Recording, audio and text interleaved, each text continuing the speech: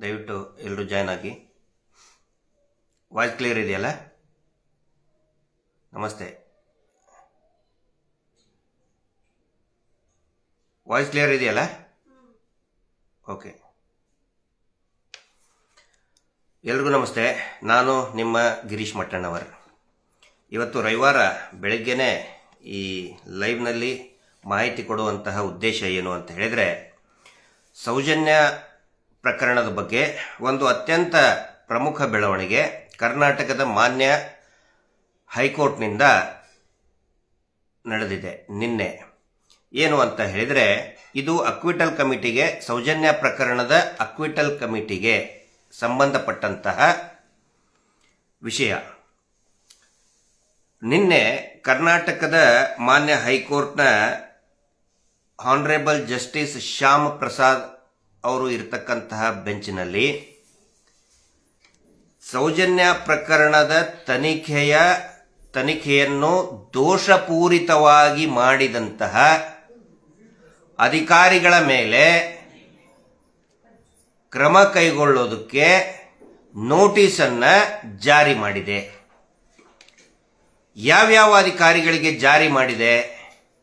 ನೀವು ಸರಿಯಾಗಿ ತನಿಖೆ ಮಾಡಿಲ್ಲ ಅಂತ ಹೇಳಿದರೆ, ಕರ್ನಾಟಕದ DGP, director general of police Karnataka, ADGP crime and technical services, IGP Mangaluru ರೇಂಜಿನ IGP inspector general of police ಮತ್ತು ದಕ್ಷಿಣ ಕನ್ನಡ ಜಿಲ್ಲಾ ಎಸ್ಪಿ ಅವರಿಗೆ ನೋಟಿಸ್ ಕಳಿಸಿದೆ. ಅದರ ಜೊತೆಗೆ ಅತ್ಯಂತ ಪ್ರಮುಖವಾಗಿ ಸಿಬಿಐನ ದೆಹಲಿ ಮತ್ತು ಚೆನ್ನೈ ಬ್ರಾಂಚ್ ಏನು ಹೆಡ್ ಕ್ವಾರ್ಟರ್ ಇದೆ, ಅಲ್ಲಿ ಇರತಕ್ಕಂತಹ ಸಿಬಿಐನ ಪ್ರಮುಖ ಅಧಿಕಾರಿಗಳಿಗೆ ಕರ್ನಾಟಕದ ಮಾನ್ಯ ಹೈಕೋರ್ಟ್ ನೋಟಿಸ್ ಅನ್ನು ಕಳಿಸಿದೆ. ನೀವು ಯಾಕೆ ಇದುವರೆಗೂ ಕೂಡ ಅಕ್ವಿಟಲ್ ಕಮಿಟಿ ಪ್ರಕ್ರಿಯೆಯನ್ನ ಸಂಪೂರ್ಣಗೊಳಿಸಿಲ್ಲ ಅಂತೇಳಿ. ಇಲ್ಲಿ ನಾನು ಅಕ್ವಿಟಲ್ ಕಮಿಟಿ ಬಗ್ಗೆ ಸ್ವಲ್ಪ ಸ್ಮಾಲ್ ಇಂಟ್ರೊಡಕ್ಷನ್ ಅನ್ನು ಕೊಡ್ತೇನೆ. ಆನಂತರ ಇದನ್ನು ಸಂಪೂರ್ಣವಾಗಿ ಈ ಪ್ರಕರಣವನ್ನ ಫಾಲೋ ಅಪ್, ಬರೀ ವಾದ ಒಂದೇ ಅಲ್ಲ, ಅದನ್ನ ನಿರಂತರವಾಗಿ ಪ್ರಾರಂಭದಿಂದ ಎಲೆಮರೆಯ ಕಾಯಿಯಂತೆ ಇದ್ಕೊಂಡು ಫಾಲೋ ಅಪ್ ಮಾಡ್ತಾ ಇದ್ದಂಥದ್ದು ಅಡ್ವೊಕೇಟ್ ಎಂ.ಆರ್. ಬಾಲಕೃಷ್ಣ ಸರ್ ಅವರು. ಹಿರಿಯ ಹೈಕೋರ್ಟ್ನ ನ್ಯಾಯವಾದಿ ಮತ್ತು ಸ್ವಯಂ ಪ್ರೇರಿತರಾಗಿ ಅವರು ಸೌಜನ್ಯ ಪ್ರಕರಣದ ಬಗ್ಗೆ ಅನೇಕ ಫಾಲೋ ಅಪ್ ಮಾಡ್ತಾ ಇದ್ದಾರೆ. ಅದರಲ್ಲಿ ಈ ಅಕ್ವಿಟಲ್ ಕಮಿಟಿ ಕೂಡ ಒಂದು. ಈ ಅಕ್ವಿಟಲ್ ಕಮಿಟಿಯ ಬಗ್ಗೆ ಸ್ವಲ್ಪ ಒಂದು ಇಂಟ್ರೊಡಕ್ಷನ್ ಕೊಡ್ತೀನಿ. ಇದ್ರ ಬಗ್ಗೆ ಹಿಂದೆ ನಾನು ಸಾಕಷ್ಟು ಲೈವ್ಗಳಲ್ಲಿ ಮಾತಾಡಿದ್ದೇನೆ, ಸಾರ್ವಜನಿಕ ಸಭೆಗಳಲ್ಲಿ, ಹೋರಾಟದ ಸಭೆಗಳಲ್ಲಿ ನಾನು ಮಾತಾಡಿದ್ದೇನೆ. ಅಕ್ವಿಟಲ್ ಕಮಿಟಿ ಎಷ್ಟು ನಿಷ್ಕ್ರಿಯವಾಗಿ ಆಗಿದೆ ಅನ್ನೋದ್ರ ಬಗ್ಗೆ. ಈ ತನಿಖೆಯ ಲೋಪದೋಷಗಳನ್ನು ಕಂಡು ಹಿಡಿಯೋದಕ್ಕೆ, ಅಧಿಕಾರಿಗಳನ್ನ ಲೋಪದೋಷ ಎಸಗಿದಂತಹ ಅಧಿಕಾರಿಗಳಿಗೆ ಶಿಕ್ಷೆ ಕೊಡೋದಕ್ಕೆ ಅಕ್ವಿಟಲ್ ಕಮಿಟಿ ಮಾಡಿತು. ಅಕ್ವಿಟಲ್ ಕಮಿಟಿಯಲ್ಲಿ ಯಾರಿರ್ತಾರೆ? ಅದರಲ್ಲಿ ಕೂಡ ಅಧಿಕಾರಿಗಳಿರ್ತಾರೆ. ಆ ಲೋಪದೋಷಗಳನ್ನು ಕಂಡು ಹಿಡಿದು ಶಿಕ್ಷೆಗೆ ಒಳಪಡಿಸಬೇಕಾದಂತ ಅಕ್ವಿಟಲ್ ಕಮಿಟಿನೇ ದೋಷಪೂರಿತವಾಗಿದೆ. ಯಾಕಂದ್ರೆ ಅಲ್ಲಿ ಅಧಿಕಾರಿಗಳೇ ಇರೋದಲ್ಲ, ಅಲ್ಲೇನು ಬೇರೆ ಯಾರು ಇರಲ್ಲ, ಸಾಧು ಸಂತರು ಯಾರು ಇರಲ್ಲ ಅಲ್ಲಿ ಕೂಡ ಅದೇ ಅಧಿಕಾರಿಗಳೇ ಇರೋದು. ಹಿಂಗಾಗಿ ಅಕ್ವಿಟಲ್ ಕಮಿಟಿ ಬಗ್ಗೆ ಮತ್ತೆ ಒನ್ಸ್ ಅಗೇನ್ ನಾನು ರಿಮೈಂಡ್ ಮಾಡ್ತೀನಿ. ನೋಡಿ, 2024ರಿಂದ ಅಂದ್ರೆ ಅಕ್ವಿಟಲ್ ಕಮಿಟಿ ಆಗಬೇಕು ಅಂತ ಹೇಳಿ 2023 ಜೂನ್ 16ಕ್ಕೆ ಏನು ಬೆಂಗಳೂರಿನ ವಿಶೇಷ ನ್ಯಾಯಾಲಯ, ಪೋಕ್ಸೋ ಕೋರ್ಟ್ ಅಂತ ಹೇಳ್ತಾರೆ. ಪೋಕ್ಸೋ ಕೋರ್ಟ್ ಅಂದ್ರೆ ಎಲ್ಲರೂ ಯೂಶಲಿ ಅದನ್ನ ಸಿಬಿಐ ನ್ಯಾಯಾಲಯ ಅಂತ ಹೇಳ್ತಾರೆ. ಸಿಬಿಐ ಕೋರ್ಟ್ ಅನ್ನೋಕ್ಕಿಂತ technically it is a POCSO case court, ಅದು ವಿಶೇಷ ನ್ಯಾಯಾಲಯ. ಆ ನ್ಯಾಯಾಲಯ ಹೇಳ್ತದೆ ಇದಕ್ಕೊಂದು ಅಕ್ವಿಟಲ್ ಕಮಿಟಿ ಮಾಡಿ, ಇದು ತನಿಖೆನೇ ಸರಿಯಾಗಿಲ್ಲ. ಯಾಕಂತ ಹೇಳಿದ್ರೆ, ಈ ಪದವನ್ನ ಯಾಕೆ ಬಳಸ್ತದೆ ಅಂತ ಹೇಳಿದ್ರೆ, ಆ ನ್ಯಾಯಾಲಯಕ್ಕೆ ಕನ್ವಿನ್ಸ್ ಆಗಿರ್ತದೆ ಇದು ಈ ಅತ್ಯಾಚಾರ ಕೊಲೆ ಪ್ರಕರಣನ, ಸೌಜನ್ಯ ಕೊಲೆ ಮತ್ತು ಭೀಕರ ಅತ್ಯಾಚಾರ, ಭೀಕರ ಕೊಲೆ ಪ್ರಕರಣವನ್ನ ಆ ಚಾರ್ಜ್ ಶೀಟ್ ನಲ್ಲಿ ಹಾಕಿದಂತಹ ಅಕ್ಯೂಸ್ಡ್ ಸಂತೋಷ್ ರಾವ್ ಮಾಡಿದ್ದಲ್ಲ ಅಂತ ಕನ್ವಿನ್ಸ್ ಆಗಿಬಿಡ್ತದೆ. ಬೇರೆ ಯಾರೋ ಮಾಡಿದ್ದಾರೆ, ಅವ್ರನ್ನ ಯಾಕೆ ಅರೆಸ್ಟ್ ಮಾಡಲಿಲ್ಲ, ಅವ್ರನ್ನ ಮೇಲೆ ಯಾಕೆ ತನಿಖೆ ಮಾಡಲಿಲ್ಲ, ಅವ್ರ ಮೇಲೆ ಯಾಕೆ ಚಾರ್ಜ್ ಶೀಟ್ ಮಾಡಲಿಲ್ಲ ಅಂತ ಹೇಳಿದ್ರೆ ಅದಕ್ಕೆ ದೋಷಪೂರಿತವಾದಂತಹ ತನಿಖೆನೇ ಕಾರಣ. ಅಧಿಕಾರಿಗಳು, ಅದರಲ್ಲಿ ಪೊಲೀಸ್ ಅಧಿಕಾರಿಗಳಿರ್ಬೋದು, ವೈದ್ಯಾಧಿಕಾರಿಗಳಿರ್ಬೋದು, ಅವರ ಒಂದು ದೋಷಪೂರಿತ ತನಿಖೆಯಿಂದನೇ ನಿಜವಾದ ಅಪರಾಧಿಗಳು ತಪ್ಪಿಸಿಕೊಂಡು ಹೋಗಿಬಿಟ್ಟಿದ್ದಾರೆ ಎನ್ನುವಂಥ ಸ್ಪಷ್ಟ ಅಭಿಪ್ರಾಯ ನ್ಯಾಯಾಲಯದಲ್ಲಿ ಇರೋದ್ರಿಂದ, ಮಾನ್ಯ ಜಡ್ಜ್ ಅವ್ರಿಗೆ ಇರೋದ್ರಿಂದ, ನ್ಯಾಯಾಧೀಶರಿಗೆ ಬಂದಿರೋದ್ರಿಂದ ಅವ್ರು ಒಂದು ಅಕ್ಯೂಟಲ್ ಕಮಿಟಿ ಮಾಡಿ ಯಾರು ತಪ್ಪಿತಸ್ಥರಿದ್ದಾರೆ ಅವ್ರನ್ನ ನೀವು ಶಿಕ್ಷೆಗೆ, ದಂಡನೆಗೆ ಒಳಪಡಿಸಬೇಕು ಅಂತೇಳಿ. ಅನ್ಫಾರ್ಚುನೇಟ್ಲಿ, ದುರಾದೃಷ್ಟ, ಸರ್ಕಾರ ಅದನ್ನ ಕೋರ್ಟ್ ಹೇಳಿದ್ದು ಸರ್ಕಾರಕ್ಕೆ ನಿರ್ದೇಶನ ಕೊಡ್ತದೆ. ಸರ್ಕಾರ ತಲೆನೇ ಕೆಡಿಸ್ಕೊಳ್ಳೋದಿಲ್ಲ, ಆ ಕಡೆ ತಲೆನೇ ಹಾಕೋದಿಲ್ಲ. ಅದಾದ ಮೇಲೆ 2024ರಲ್ಲಿ ಮತ್ತೆ ಒನ್ಸ್ ಅಗೇನ್ ಹೈಕೋರ್ಟ್ನಲ್ಲಿ ಈ ಪ್ರಕರಣದ್ದು ಏನೋ CBI ಏನ್ ಮಾಡ್ತದೆ, ಮೇಲ್ಮನವಿಗೆ ತಗೊಂಡೋಗ್ತದೆ.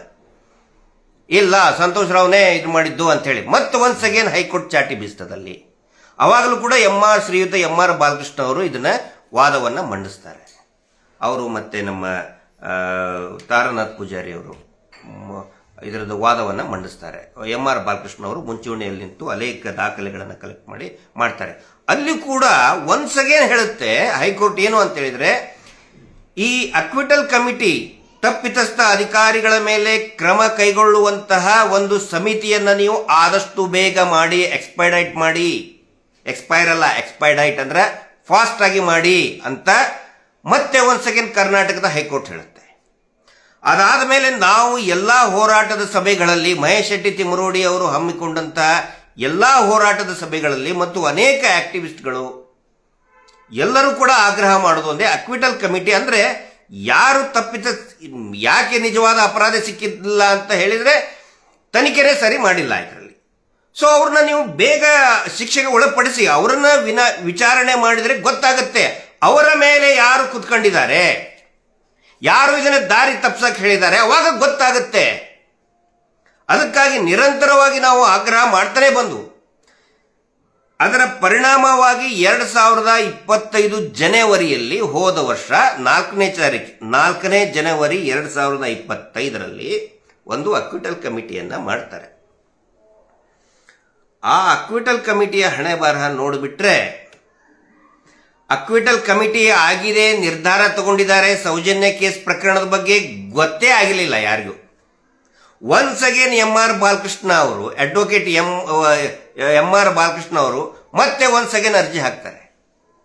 ಅರ್ಜಿ ಹಾಕಿದಾಗ ಮಾನ್ಯ ಡಿಜಿಪಿ ಆಫೀಸಿಗೆ ಅರ್ಜಿ ಹಾಕ್ತಾರೆ. ಅಲ್ಲಿರ್ತಕ್ಕಂಥ ಅಧಿಕಾರಿಗಳು ಹೇಳ್ತಾರೆ ನಮಗೆ ಬಂದೇ, ಅಂದ್ರೆ ಅವ್ರು ಹೇಳೋದೇನು, ಕೋರ್ಟ್ ಇಂತ್ರ ನಮಗೆ ಬಂದೇ ಇಲ್ಲ, ಅಂದ್ರೆ ಏನಂತ ಹೇಳಿದ್ರೆ ಪೋಸ್ಟ್ ಅಲ್ಲಿ ಬಂದೇ ಇಲ್ಲ ಅಂತ ಹೇಳ್ತಾರೆ ಅವರು. ಮತ್ತೆ ಪೋಸ್ಟಲ್ ಆಫೀಸಿಗೆ ಹೋಗಿ ಅಲ್ಲಿ ಕೇಳಿ ಅದ್ರಲ್ಲಿ ಪೂರ್ತಿ ಡಿಟೇಲ್ಸ್, ಅಂದ್ರೆ ಕಳಿಸಿದಾರ ಇಲ್ಲ ಕೋರ್ಟ್ ಇಂದ ಕಳಿಸಿದಾರ ಅಂತೇಳಿ ನ್ಯಾಯಾಲಯದಲ್ಲಿ ಅದೊಂದು ಸೆಕ್ಷನ್ ಇರ್ತದೆ ಹೈಕೋರ್ಟ್ನಲ್ಲಿ, ಯಾವ್ಯಾವ ಇಲಾಖೆಗೆ ಡಿಸ್ಪ್ಯಾಚ್ ಆಗಿದೆ ಅನ್ನೋದು ಒಂದು ಲಿಸ್ಟ್ ಇರ್ತದೆ. ಅದನ್ನು ತೆಗೆದು ನೋಡಿದ್ರೆ ಅದು ಇದೆ, ಪೊಲೀಸ್ ಮಹಾನಿರ್ದೇಶಕರ ಕಚೇರಿಗೆ ಹೋಗಿದ್ದಿದೆ. ಅದನ್ನ MR ಬಾಲಕೃಷ್ಣ ಅವರು ಹಿಡ್ಕೊಂಡು ಮತ್ತೆ DGP ಆಫೀಸಿಗೆ ಹೋದ್ರೆ ಅವಾಗ ಹೇಳಿದ್ರೆ ಓ ಹೌದು ಬಂದಿದೆ ನೋಡ್ತೀವಿ ಅಂತ ಹೇಳಿದ್ರು. ಅದಾದ ಮೇಲೆ ಅಕ್ವಿಟಲ್ ಕಮಿಟಿ ಮಾಡಿದ್ರು 4ನೇ ತಾರೀಕಿಗೆ ಜನವರಿ 2025ರಲ್ಲಿ. ಅಕ್ವಿಟಲ್ ಕಮಿಟಿಯಲ್ಲಿ ಯಾರ್ಯಾರಿದ್ರು ನಿಮಗೆ ಹೇಳ್ತೀನಿ. ಹಿರಿಯ IPS ಅಧಿಕಾರಿ ಹರಿಶೇಖರ್ ಅವರಿದ್ರು, BN ಜಗದೀಶ್ ಇದ್ರು, ಅಡ್ವೊಕೇಟ್ BN ಜಗದೀಶ್. ನಿಮ್ಗೆ ಗೊತ್ತಿರಬಹುದು, ಈಗ ಏನು SIT ತನಿಖೆ ನಡೀತಾ ಇದೆ, SIT ತನಿಖೆಯ ಸ್ಪೆಷಲ್ ಪ್ರಾಸಿಕ್ಯೂಟರ್ ಅವರು, ಅಂದ್ರೆ ಜನಸಾಮಾನ್ಯರ ಭಾಷೆಯಲ್ಲಿ ಹೇಳ್ಬೇಕಂತ ಹೇಳಿದ್ರೆ ಅವರು ಸರ್ಕಾರಿ ವಕೀಲರು. SITಗೆ ಒಂದು SITಗೆ ವಿಶೇಷವಾದಂತ ಒಬ್ಬ ವಕೀಲರು ಇರ್ತಾರೆ, ಸರ್ಕಾರಿ ವಕೀಲರು ಇರ್ತಾರೆ, ಅಭಿಯೋಜಕರು ಇರ್ತಾರೆ. ಅವರು BN ಜಗದೀಶ್ ಅವಾಗ್ಲೇನೆ ಇದ್ರು, ಅವರು ಸೌಜನ್ಯ ಪ್ರಕರಣದ ಅಕ್ವಿಟಲ್ ಕಮಿಟಿಯಲ್ಲಿ is one of the director. ಅದಾದ ಮೇಲೆ ಅಂಜಲಿ ದೇವಿ ಅಂತ ಹೇಳಿ ಅವರು ಈಗ ರಾಜ್ಯದ ಮುಖ್ಯ ಸ್ಟೇಟ್ ಪ್ರಾಸಿಕ್ಯೂಷನ್ ಡಿಪಾರ್ಟ್ಮೆಂಟ್ ನ ಡೈರೆಕ್ಟರ್ ಆಫ್ ಪ್ರಾಸಿಕ್ಯೂಷನ್, ನಿರ್ದೇಶಕರು, ಅಂದ್ರೆ ಇಡೀ ರಾಜ್ಯದ ಈ ಅಭಿಯೋಜಕರು ಏನಿರ್ತಾರಲ್ಲ ಆ ಇಲಾಖೆಯ ಮುಖ್ಯಸ್ಥರು ಆಗಿದ್ರು. ಅವರ ಮೇಲೆ ಫ್ರಾಡ್ ಅಂಡ್ ಫೋರ್ಜರಿ ಕೇಸ್ ಇದೆ. ನಕಲಿ, ಅವರದೇ ಸಿಬ್ಬಂದಿಯ ನಕಲಿ ಸಹಿ ಹಾಕಿದಂತಹ ಪ್ರಕರಣ ಇದೆ. ಅವರ ಮಗಳನ್ನ ವಿದೇಶಕ್ಕೆ ಕಳಿಸಬೇಕು ಅಂತ ಹೇಳಿ ಆ ಒಂದು ವೀಸಾ ಫಾರ್ಮಾಲಿಟೀಸ್ಗೆ ಸೈನ್ ಮಾಡೋದರಲ್ಲಿ ಸಿಬ್ಬಂದಿಗಳ ಸಹಿಯನ್ನು ಇವರೇ ಮಾಡಿದ್ರು ಅಂತೇಳಿ ಅವರ ಮೇಲೆ ಪ್ರಕರಣ ದಾಖಲಾಗಿದೆ. ಅವರು ಇದುವರೆಗೂ ಕೂಡ ಆ ಪ್ರಕರಣದ ಆರೋಪಿಗಳಿದ್ದಾರೆ. ಅವರು ಈ ಅಕ್ವಿಟಲ್ ಕಮಿಟಿದು ದೋಷಾರೋಪಣೆ ಪತ್ತೆ ಹಚ್ಚುವಂತ ಅಧಿಕಾರಿಗಳು ನೋಡಿ, ಇಲ್ಲಿ ನಾನು ಸಾಧ್ಯ ಆದಷ್ಟು ತಿಳಿಯಾಗಿ ಹೇಳಕ್ ಪ್ರಯತ್ನ ಪಡ್ತಾ ಇದ್ದೇನೆ.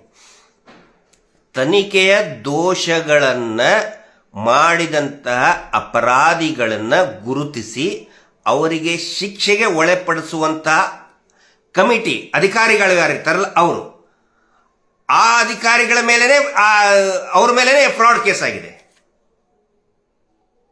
ಅವ್ರ ಮೇಲೇನೆ FIR ಆಗಿದೆ, ಫೋರ್ಜರಿ ಕೇಸ್ ಆಗಿದೆ. ಅವ್ರನ್ನ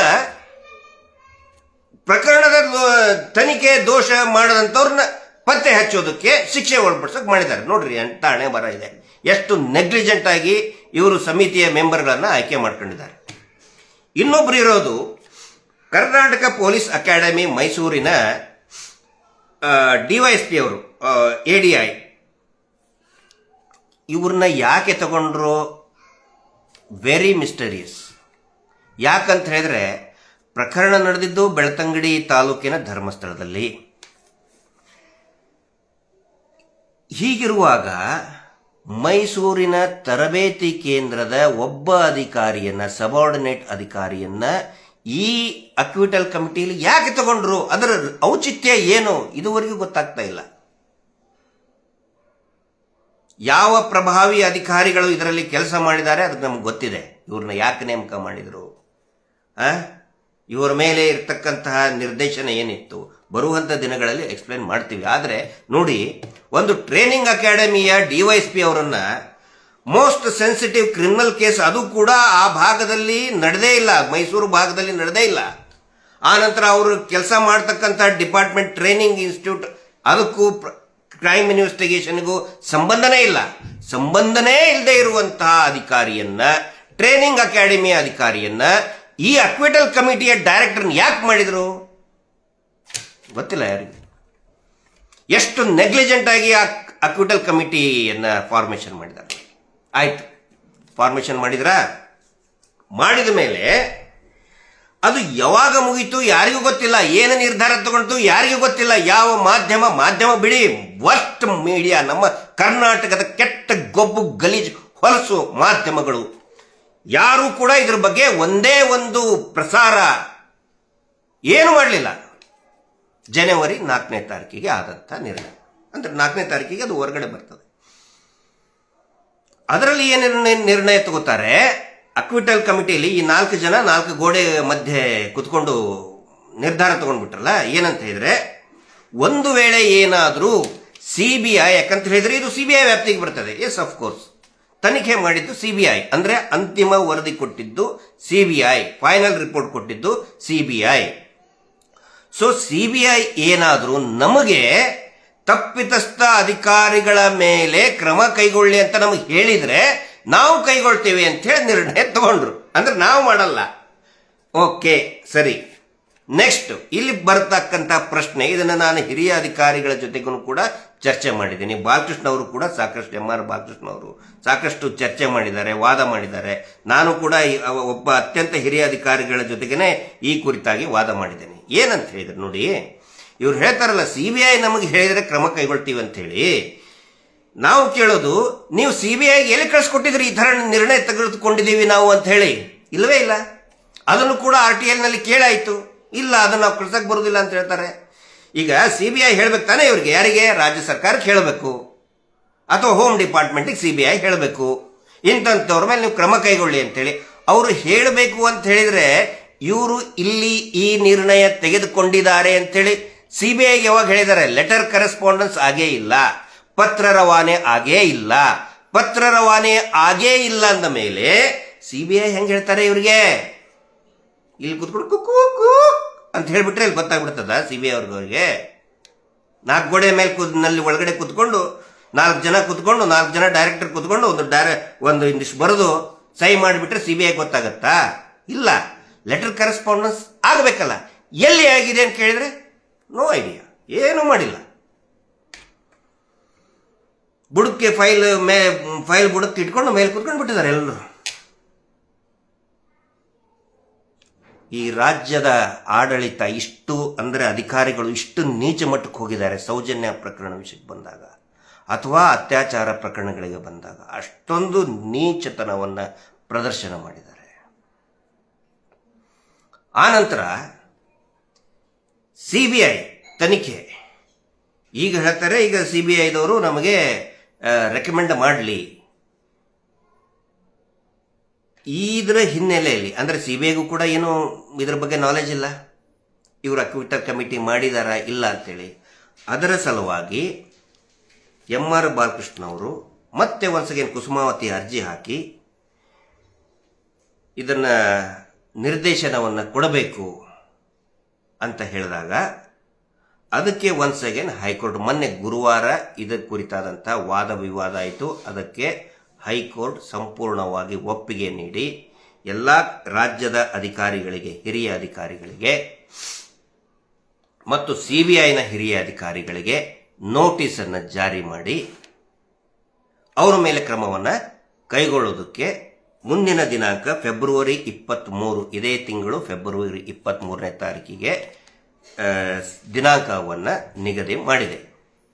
ಇಲ್ಲಿ ನಾವು ಪ್ರಮುಖವಾಗಿ ಗಮನಿಸಬೇಕಾಗಿದ್ದು ಅಂತ ಹೇಳಿದರೆ, ಆ ಅಧಿಕಾರಿಗಳು ಇದಾರಲ್ಲ, ಅದು ಈ ಸೌಜನ್ಯ ಪ್ರಕರಣ ಸಂಪೂರ್ಣವಾಗಿ ಹಾಳಾಗಿದ್ದೇನೆ, ಆರೋಪಿಗಳು ಪರಾರಿಯಾಗಿದ್ದೇ ಈ ಅಧಿಕಾರಿಗಳ ಕಾರಣದಿಂದ.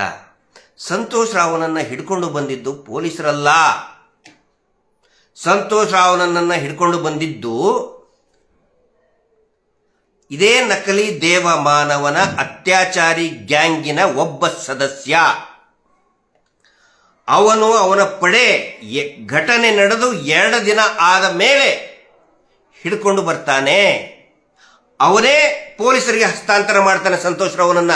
ಅದು ಅವನಿಗೆ ಹೊಡೆದು ಬಡದು ದೊಡ್ಡ ಪ್ರಪಗಂಡ ಮಾಡ್ತಾರೆ ಅಲ್ಲಿ ಧರ್ಮಸ್ಥಳದಲ್ಲಿ. ಸಿಕ್ಕಿಬಿಟ್ಟ, ಅಪರಾಧಿನೇ ಇವನು, ಸಿಕ್ಕಿಬಿಟ್ಟ, ದೊಡ್ಡ ಪ್ರಪಗಂಡ ಮಾಡಿ ಸಾರ್ವಜನಿಕವಾಗಿ ಅವನಿಗೆ ಲಿಂಚಿಂಗ್ ಮಾಡಿ ಹೊಡೆದು ಪೊಲೀಸರಿಗೆ ಒಪ್ಪಿಸ್ತಾರೆ. ಆ ದಿನದಿಂದ ಇವತ್ತಿನವರೆಗೂ ಕೂಡ ಬೆಳ್ತಂಗಡಿಯ ಪೊಲೀಸರು ಇರಬಹುದು, CID ಪೊಲೀಸರು ಇರಬಹುದು, CBI ಪೊಲೀಸರು ಇರಬಹುದು, ಎಲ್ಲರೂ ಕೂಡ ಸಂತೋಷ್ ರಾವ್ನೇ ಆರೋಪಿ. ಕೋರ್ಟ್ 2 ಸಾರಿ ಹೇಳಿದೆ. ಅಷ್ಟೇ ಅಲ್ಲ ನೋಡಿ, ನಾವ್ಯಾಕೆ TV ಚಾನೆಲ್ಗೆ ಹೋಗಿ ಈ ಗೊಬ್ಬು ಗಲೀಜು ರೋಲ್ ಕಾಲ್ ಚಾನೆಲ್ಗೆ ಹೋಗಿ ಚರ್ಚೆ ಮಾಡಲ್ಲ ಅನ್ನೋದಕ್ಕೆ ಸ್ಪಷ್ಟೀಕರಣ ಕೊಡ್ತಾ ಇದ್ದೀನಿ.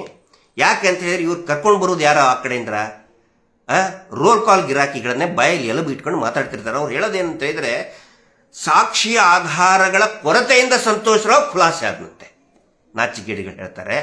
ಹಂಗಿದ್ರೆ ನಿನ್ನೆ ಮತ್ತೆ ಒನ್ಸ್ ಅಗೇನ್ ಹೈಕೋರ್ಟ್ನಲ್ಲಿ ಅಕ್ವಿಟಲ್ ಕಮಿಟಿ ದೋಷಪೂರಿತ ಅಧಿಕಾರಿಗಳ ಮೇಲೆ ಕ್ರಮ ಕೈಗೊಳ್ಳಿ ಅಂತ ಯಾಕ್ರಿ ಹೇಳ್ತಾ ಇತ್ತು ಹೈಕೋರ್ಟ್ ಕೂಡ ಸಂಪೂರ್ಣವಾಗಿ ಕನ್ವಿನ್ಸ್ ಆಗಿದೆ ಇದು ಸಂತೋಷ್ ರಾವ್ ಅಲ್ಲ, ಬೇರೆ ಯಾರೋ ಮಾಡಿದ್ದಾರೆ ಅಂತ ಹೇಳಿದ್ರೆ ಅಧಿಕಾರಿಗಳು ಸರಿಯಾಗಿ ತನಿಖೆ ಮಾಡಿಲ್ಲ. ಇದು 3ನೇ ಸಾರಿ ನಾನು ಹೇಳ್ತಾ ಇರೋದು, 3ನೇ ಸಾರಿ ಆಗ್ತಾ ಇರುವಂತ ಬೆಳವಣಿಗೆ. ಅಕ್ವಿಟಲ್ ಕಮಿಟಿ ಮಾಡಿ ಮಾಡಿ ಮಾಡಿ ಅಂತೇಳಿ, ತಪ್ಪಿತಸ್ಥ ಅಧಿಕಾರಿಗಳಿಗೆ ಮೇಲೆ ಶಿಕ್ಷೆ ಕೊಡಿ ಅಂತೇಳಿ ಅವನು ಹೇಳ್ತಾನೆ. ಯಾರು PSI ಯೋಗೀಶ್ ಇಮಿಡಿಯೇಟ್ ಆಗಿ ಕಳಿಸಬೇಕಾದಂತಹ ವೆಜನೈಲ್ ಸ್ವ್ಯಾಬು 12 ದಿನ ಆದಮೇಲೆ ಕಳಿಸ್ತಾನೆ. ಕೇಳಿದ್ರೆ, ವಿವರಣೆ ಕೇಳಿದ್ರೆ ಅದನ್ನ ನಾವು ಇವರು ರೋಲ್ ಕಾಲ್ ಚಾನಲ್ನಲ್ಲಿ ಬಂದು ಹೇಳ್ತಾರಲ್ಲ, ಮಳೆ ಇತ್ತು, ಏನು ರಬ್ಬರ್ ಅದೇನು ಒಣ ಹಾಕಕ್ಕೆ ಬಿಸಿಲಿಗೆ ವೆಜನೈಲ್ ಸ್ವಾಬು ನಾಲಾಯಕ್ಗಳು ವಿದಿನ್ 3 days ಕಳಿಸೋದನ್ನ ಬೇಕು ಅಂತಾನೆ ಕಳಿಸ್ತಾನೆ. ಅನೇಕ ಇದೆ ಬಿಡಿ, ಹಿಂದಿ ಮಾತಾಡೋದಕ್ಕೆ ಸಾಕಷ್ಟಿದೆ ಇವ್ರ ಲೋಪಗಳನ್ನು ಮಾತಾಡೋದಕ್ಕೆ. ಅಷ್ಟೇ ಅಲ್ಲ, CBI ಆಲ್ರೆಡಿ 2016ರಲ್ಲಿ ಕ್ಲಿಯರ್ ಆಗಿ ಹೇಳಿದೆ. ನಾನು ಈ ಪ್ರಶ್ನೆಯನ್ನು ಕೂಡ ಕೇಳಿದ್ದೀನಿ ಒಂದು ಹಂತದಲ್ಲಿ ಅಧಿಕಾರಿಗಳಿಗೆ. ನೀವು CBI ನಮಗೆ ಹೇಳಬೇಕು ಅಂತ ಹೇಳ್ತೀರಲ್ಲಪ್ಪ, ನೀವು CBI ನಮಗೆ ಹೇಳಬೇಕು, ರೆಕಮೆಂಡ್ ಮಾಡಲಿ ಅಂತ. CBI ಆಲ್ರೆಡಿ 2016ರಲ್ಲಿ ಹೇಳಾಗಿದೆ. ಅವರು ತನಿಖೆ ಆಗೋ ಹೊತ್ತಿಗೆ ಮುಗಿದ ಮೇಲೆ ಚಾರ್ಜ್ ಶೀಟ್ ಸಬ್ಮಿಟ್ ಮಾಡಿದಾಗ ವೈದ್ಯಾಧಿಕಾರಿಗಳ ಸಂಪೂರ್ಣ ತಪ್ಪು ಇದೆ, ಅವರನ್ನ ದಂಡನೆಗೆ ಒಳಪಡಿಸಬೇಕು ಅಂತ ಹೇಳಿ CBI ಹೇಳಿ ಆಗಿದೆ. ಆರೋಗ್ಯ ಇಲಾಖೆಗೂ ಕೂಡ ಅದನ್ನು ರೆಕಮೆಂಡ್ ಮಾಡಿ ಆಗಿದೆ. ಮುಚ್ಕೊಂಡು ಕೂತ್ಕೊಂಡು ಬಿಟ್ರೆ ಎಲ್ಲರೂ ಫೈಲ್. G. ಮಹಾಂತೇಶ್ ಅವರು ಸಾಮಾಜಿಕ ಕಾರ್ಯಕರ್ತರು, RTI ಆಕ್ಟಿವಿಸ್ಟು ಕೇಳಿದಂತಹ RTI ನಲ್ಲಿನೇ ಆ ದಾಖಲೆ ಬಹಿರಂಗವಾಗಿದೆ. Thanks to G. Mahantesh, thanks to files web ಪೇಜಸ್ನಲ್ಲಿ. ಈಗ ಮತ್ತೊಂದು ಸೆಕೆಂಡ್ ಹೇಳ್ತಾರೆ ಸಿಬಿಐ ನಮಗೆ ಸಿಬಿಐ ಆಲ್ರೆಡಿ ಹೇಳಾಗಿದ್ದಾರೆ ಇಂತಿಂಥ ವೈದ್ಯಾಧಿಕಾರಿಗಳು ತಪ್ಪಿಸಿದ್ದಾರೆ. ಅದರಲ್ಲಿ ಅದು ಬಂದ ಮೇಲೆ ಮತ್ತೆ ಒಂದು ಸೆಕೆಂಡ್ 2023 ಸ್ಟಾರ್ಟ್ ಆಯ್ತು, ಫೈಲ್ ಓಪನ್ ಮಾಡಿದ್ರು. ಆವಾಗ ಅನುಮಾನಾಸ್ಪದವಾಗಿ ಡಾಕ್ಟರ್ ಆದಮ್ ಅನ್ನೋರು ಕೊನೆ ಉಸಿರು ಎಳಿತಾರೆ. ಪೋಸ್ಟ್ ಮಾರ್ಟಮ್ ಮಾಡಿದಂಥ ಡಾಕ್ಟರ್ ಅನುಮಾನಾಸ್ಪದವಾಗಿ. ಅದ್ರ ಬಗ್ಗೆನೂ ಕೂಡ ಯಾವ ತನಿಖೆನೂ ಆಗಲ್ಲ. ಸೊ ಇಷ್ಟೆಲ್ಲ ಬೆಳವಣಿಗೆಗಳು ನಿನ್ನೆನೂ ಕೂಡ ಭಾಳ ಕ್ಲಿಯರ್ ಆಗಿ ಹೇಳಿದ್ದಾರೆ. ನಾವು ಧನ್ಯವಾದಗಳನ್ನು ಹೇಳಬೇಕು ಬಾಲಕೃಷ್ಣ ಸರ್ಗೆ, ಅಡ್ವೊಕೇಟ್ MR ಬಾಲಕೃಷ್ಣ ಅವ್ರಿಗೆ. ಯಾಕಂದರೆ ಎಲೆಮರೆಯ ಕಾಯಿ ಅಂತ ನಿಂತ್ಕೊಂಡು ನಿರಂತರವಾಗಿ ಈ ಕೇಸನ್ನು ಫಾಲೋ ಅಪ್ ಮಾಡ್ತಾ ಇದ್ದಾರೆ, ಕೋರ್ಟ್ನಲ್ಲಿ ಫಾಲೋ ಅಪ್ ಮಾಡ್ತಾ ಇದ್ದಾರೆ. ಒಂದು ಆಶಾದಾಯಕ ಒಳ್ಳೆಯ ಬೆಳವಣಿಗೆ. ನೋಡೋಣ 23ನೇ ತಾರೀಕಿಗೆ ಏನಾಗುತ್ತೆ ಅಂತ ಹೇಳಿ. ಇವ್ರಿಗೇನಿದೆ, ಈ ನಕಲಿ ದೇವಮಾನವನಿಗೆ ಅವನ ಗ್ಯಾಂಗಿನವರಿಗೆ ಯಾರು ಇದನ್ನೆಲ್ಲ ಪ್ರಶ್ನೆ ಮಾಡ್ತಾರೆ, ದೈವಿಕವಾಗಿ ಪ್ರಶ್ನೆ ಮಾಡಿ ಒಬ್ಬ ವ್ಯಕ್ತಿ, ಮಹಾನುಭಾವ ವ್ಯಕ್ತಿಗಳು ಒಬ್ಬರು ಬಂದ ಅಂತ ಅವ್ರನ್ನ ಹುಚ್ಚ, ಅರೆ ಹುಚ್ಚ, ಅದು ಇದು. ಆದರೆ ಈ ಮೂರ್ಖರಿಗೆ, ಶತಮೂರ್ಖರಿಗೆ ಗೊತ್ತಿಲ್ಲ, ಇವರೇ ಅವ್ರನ್ನ ಹುಚ್ಚ ಹುಚ್ಚ ಅಂಥೇಳಿ ಇವರೇ ಹುಚ್ಚರಾಗಿಬಿಟ್ಟಿದ್ದಾರೆ. ಕಮೆಂಟಲ್ಲಿ ನೋಡಿ ಹೆಂಗೆ ಬೈತಾ ಇದ್ದಾರೆ. ಅಂದರೆ ಜನಸಾಮಾನ್ಯರು, ಫೇಕ್ ಐಡಿಗಳಲ್ಲ, ನಮ್ಮನ್ನು ನೀವು ಫೇಕ್ ಐಡಿ ಇಟ್ಕೊಂಡು ಬೈತೀರಿ, ಹಂಗಲ್ಲ, ಕಾಮನ್ ಮ್ಯಾನ್ ಬೈತಾ ಇದ್ದಾರೆ. ಅಂದರೆ ಇವರಿಗೆ ಒಳ್ಳೆಯ ಏನು ಆಧ್ಯಾತ್ಮಿಕ ವ್ಯಕ್ತಿ ಅಂತ ಹೇಳಿದ್ರೆ ಕಮಲಾಕರ್, ಕಮಲ ಪಕ್ಷದ ಸುರೇಶ್ ಕುಮಾರ್ ಸಾಕಿದಂಥ ಕಮಲಾಕರ್ನಂಥವರು. ಯಾಕಂದರೆ ಅವನು ಆ ಕಮಲಾಕರ್ ಭಟ್ಟ ಬಂದು ಇವರಿಗೆ ಹೊಗಳಿದ್ದ, ನಾವೇನೋ ಷಡ್ಯಂತ್ರ ಮಾಡಿದ್ದೀವಂತೆ, ನಕಲಿ ದೇವಮಾನವನಿಗೆ ಹಾಡಿ ಹೊಗಳಿ ಹೋಗಿಬಿಟ್ಟಿದ್ದ ಅದೇ ಕಮಲಾಕರ್. ಇವತ್ತು ಯಾವುದೋ ಒಂದು ಅನೈತಿಕ ಸಂಬಂಧದ ಪ್ರಕರಣದಲ್ಲಿ, ಕೊಲೆ ಪ್ರಕರಣದಲ್ಲಿ ಆರೋಪಿಯಾಗಿ ಜೈಲ್ ಪಾಲಾಗಿದ್ದಾನೆ. ಅವನು ಧರ್ಮಸ್ಥಳವನ್ನು ಈ ವೀರೇಂದ್ರ ಜೈನ್ ನಕಲಿ ದೇವಮಾನಿಗೆ ಭಯಂಕರ ಹೊಗಳಿಬಿಟ್ಟಿದ್ದ. ಕಮಲ ಪಕ್ಷದ ಜ್ಯೋತಿಷಿ, ಖ್ಯಾತ ಜ್ಯೋತಿಷಿ, ಮಾನ್ಯ ಕಮಲ ಪಕ್ಷದ MLA LLB ಸುರೇಶ್ ಕುಮಾರ್ ಅವರು ಸಾಕಿದಂತಹ ಅಂಥವ್ರು ಬೇಕು ಇವರಿಗೆ ಹೊಗಳೋರು. ಆದರೆ ಪ್ರಶ್ನೆ ಮಾಡುವಂಥವ್ರು ಅರೆ ಹುಚ್ಚ. ಚಿನ್ನಯ್ಯ ಪ್ರಾರಂಭದಲ್ಲಿ ಬಂದಾಗ ಅವನು ಹುಚ್ಚ, ಅವನು ಕಳ್ಳ. ಮಹೇಶ್ ಶೆಟ್ಟಿ ತಿಮ್ಮರೋಡಿ ಅವರು ಪ್ರಶ್ನೆ ಮಾಡಿದಾಗ ಅವರು ರೌಡಿ ಶೀಟ್ರು. ಕುಸುಮಾವತಿ ನನ್ನ ಮಗಳಿಗೆ ನ್ಯಾಯ ಬೇಕು ಅಂತ ಕೇಳಿದರೆ ಕುಸುಮಾವತಿ ದೊಡ್ಡ ಬಿಲ್ಡಿಂಗ್ ಕಟ್ಟಿಸ್ಕೊಂಡು ಬಿಟ್ಲು. ನಾವು ಪ್ರಶ್ನೆ ಮಾಡೋಕ್ಕೆ ಸ್ಟಾರ್ಟ್ ಮಾಡಿದರೆ ನಮಗೆ ಫಾರಿನ್ ಫಂಡ್ ಬಂತು. ಇವ್ರು ಗಿರೀಶ್ ಮಟ್ಟಣ್ಣವ್ರಿಗೆಲ್ಲ ಫಾರಿನ್ ಫಂಡ್ ಬಂತ್ರಿ. ಯಾವ ಹೋರಾಟಗಾರಿದ್ದಾರೆ, ಅವ್ರು ಗಾಂಜಾ ಮಾರ್ತಾ ಇದ್ದಾರೆ, ಅವ್ರು ಅಷ್ಟು ಆಸ್ತಿ ಮಾಡಿದ್ದಾರೆ. ಪ್ರಶ್ನೆ ಮಾಡಿದರೆ ಅವರು ಅರೆ ಹುಚ್ಚ. ಆದರೆ ಕಮಲಾಕರ್ ಭಟ್ ಮಾತ್ರ ಸಾಚ. ಈಗ ಒಂದು ಜೈಲಿಗೆ ಹೋಗಿದ್ದಾನೆ. ಇವರು ಮಾತಾಡೋದು ನೋಡಿ, ಆ ನಕಲಿ ದೇವಮಾನವ ಮತ್ತು ಅವನ ಇಡೀ ಗ್ಯಾಂಗ್, ಅವರ ತಮ್ಮ ಅಂತರೂ ಸೈಕೋ ರೇಪಿಸ್ಟ್ಗಳವರೆಲ್ಲ. ಅವರ ರಕ್ಷಣೆ ಮಾಡೋಕೆ ಇರತಕ್ಕಂಥ ಅವರ ತಮ್ಮನ psycho rapist cocaine gang, paranoid, Jeffrey Epstein file ಮೀರಿಸ್ತದೆ. ವಿವರಣೆ ಕೊಡ್ತೀವಿ, ಅದನ್ನು ನ್ಯಾಯಾಲಯದ ಆದೇಶ ಕಾಯ್ತಾ ಇದ್ದೀವಿ. ಆದರೆ ನನಗೆ ಬೇಜಾರಾಗೋದು ಈ ಮಾಧ್ಯಮದ ಬಗ್ಗೆ. ಇವತ್ತು ಎಪ್ಸ್ಟೀನ್ ಫೈಲ್ ಹೊರಗಡೆ ಬಂದಿದೆ ಅಂತ ಹೇಳಿದರೆ ಇನ್ವೆಸ್ಟಿಗೇಟಿಂಗ್ ಜರ್ನಲಿಸಮ್ನಿಂದ ಒಬ್ಬ ಮಹಿಳೆ ಗಟ್ಟಿಯಾಗಿ ಕೂತ್ಕೊಂಡು ಎಷ್ಟು ಇನ್ವೆಸ್ಟಿಗೇಷನ್ ಮಾಡ್ತಾರೆ. ಆದರೆ ನಮ್ಮ ಮಾಧ್ಯಮದವರು ಇಷ್ಟೊಂದು ಬಹಿರಂಗವಾಗಿ ಕಾಣೋದನ್ನು ಎಂಜಲು ತಿಂದು, ಮೂಳೆ ತಿಂದು, ಬಿಸ್ಕೆಟ್ ತಿಂದು, ಈ ಪ್ರಕರಣಗಳನ್ನು, ಅತ್ಯಾಚಾರಿಗಳ ಬಿಸ್ಕೆಟ್ ತಿಂದು ಇಂತಹ ಒಂದು ಅತ್ಯಂತ ಗಂಭೀರ ಪ್ರಕರಣವನ್ನು ಮುಚ್ಚಿ ಹಾಕಿ ಷಡ್ಯಂತ್ರ ಷಡ್ಯಂತ್ರ ಷಡ್ಯಂತ್ರ ಅಂತ ಇದ್ದಾರೆ. ನಾಚಿಕೆ ಆಗಬೇಕು, ಶೇಮ. 23ನೇ ತಾರೀಕಿಗೆ ನೋಡೋಣ. ಮತ್ತು ಈ ತಿಂಗಳು ಬಹಳ ಸೌಜನ್ಯ ಪ್ರಕರಣದ ಕುರಿತು, ಧರ್ಮಸ್ಥಳ ಹಾರರ್ ಪ್ರಕರಣದ ಕುರಿತು ಬಹಳ ಅತ್ಯಂತ ಪ್ರಮುಖವಾದ ತಿಂಗಳು. ಬೇರೆ ಬೇರೆ ಈ ತಿಂಗಳ ದಿನಾಂಕದಲ್ಲಿ ಅತ್ಯಂತ ಪ್ರಮುಖ ಬೆಳವಣಿಗೆಗಳು ನಡೀತಾ ಇದೆ. ದಯವಿಟ್ಟು ತಮ್ಮೆಲ್ಲರ ಸಹಕಾರ ಮತ್ತು ಬೆಂಬಲ, ಸಹಭಾಗಿತ್ವ ಸೌಜನ್ಯ ಹೋರಾಟಕ್ಕೆ, ಎಲ್ಲ ಧರ್ಮಸ್ಥಳ ಹಾರರನ್ನು ಬಿಂಬಿಸುವಂಥ ಹೋರಾಟಕ್ಕೆ ಇರಲಿ. ನಮ್ಮ ಉದ್ದೇಶ ಸೌಜನ್ಯ ಹೆಸರಿನಲ್ಲಿ ನಾವು ಯಾಕೆ ಇಷ್ಟೊಂದು ಸೌಜನ್ಯ ಹೋರಾಟವನ್ನು ಗಂಭೀರವಾಗಿ ತೆಗೆದುಕೊಂಡಿದ್ದೇವೆ ಅಂತ ಹೇಳಿದರೆ, ಸೌಜನ್ಯ ಹೆಸರಿನಲ್ಲಿ ಒಂದು ಹೆಲ್ಪ್ಲೈನ್ ಆಗಬೇಕು. ಇಡೀ ರಾಜ್ಯದಲ್ಲಿ ಈ ಒಂದು ಜಾಗೃತಿ ಉಂಟಾಗಬೇಕು. ಸರ್ಕಾರ ಅತ್ಯಾಚಾರ ಮತ್ತು ಲೈಂಗಿಕ ಶೋಷಣೆಗಳನ್ನು ಗಂಭೀರವಾಗಿ ಪರಿಗಣಿಸಬೇಕು.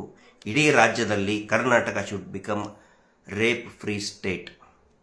ಅದರ ಸಲುವಾಗಿ ಈ ಒಂದು ಹೋರಾಟ ಇಷ್ಟು ದೊಡ್ಡ ಮಟ್ಟದಲ್ಲಿ ಆಗ್ತಾ ಇದೆ. ದಯವಿಟ್ಟು ತಾವೆಲ್ಲರೂ ಕೂಡ ಇದರಲ್ಲಿ ಭಾಗಿಯಾಗಿ ಬೆಂಬಲಿಸಿ. ಇದನ್ನು ಪ್ರಸಾರ ಮಾಡುವಂಥ ಎಲ್ಲ ಯೂಟ್ಯೂಬ್ಗಳಿರ್ಬೋದು, ನ್ಯೂಸ್ ಪೇಜ್, ವೆಬ್ ಪೇಜಸ್ಗಳಿರ್ಬೋದು, ಸ್ಥಳೀಯ ಪತ್ರಿಕೆಗಳಿರ್ಬೋದು, ಅವುಗಳನ್ನು ತಾವು ಬೆಂಬಲಿಸಿ ಸಬ್ಸ್ಕ್ರೈಬ್ ಮಾಡಿ. ಮತ್ತು ನಾನು ಮಾತಾಡ್ತಕ್ಕಂತಹ ಈ ವಿಡಿಯೋಕ್ಕೆ ಯಾವುದೇ ರೀತಿಯಾದಂಥ ಕಾಪಿ ರೈಟ್ಸ್ ಇರುವುದಿಲ್ಲ. ಜನಜಾಗೃತಿಗಾಗಿ ಯಾರು ಕೂಡ ಇದನ್ನು ಉಪಯೋಗಿಸಬೇಕು ಅಂತ ಹೇಳ್ತಾ, ಜಸ್ಟಿಸ್ ಫಾರ್ ಸೌಜನ್ಯ. ನಮಸ್ತೆ.